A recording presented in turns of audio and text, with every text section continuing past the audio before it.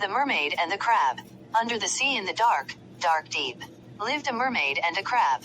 They were friends and played with each other every day. And the mermaid kissed the crab and used her common magic on it, and it became a young damsel's, nude underwater.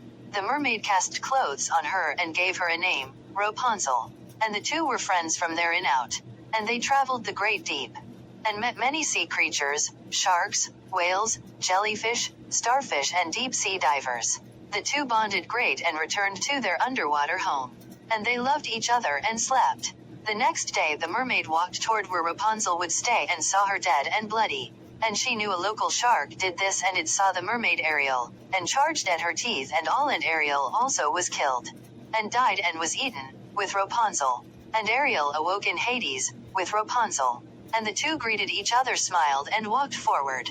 And they saw an old man there made of fire named Hades. And he said, "Welcome to the underworld."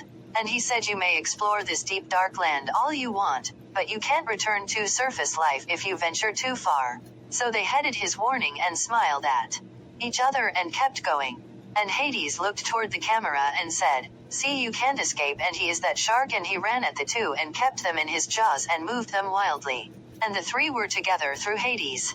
And he took them to the part where they weren't supposed to venture and made sure they wouldn't be able to return. And the three went back. And the shark kept eating the two, and the two remained stuck in the shark's mouth, and he continued devouring them daily. And the two were in Hades forever. But one day a great bull shark was sent to Hades too, and he was fond of the two based by what he saw from a distance. And he charged the shark, and continued biting him, and did what he would do to the two to Hades. And the two girls were free and figured out how to escape. And the two returned to the surface due to Hades' loss of power and his control of its gates, and everyone else in Hades was free, but the bull shark enjoyed eating Hades now. And he swallowed him with his great mouth, and they were whole. And he took eventually returned to the surface.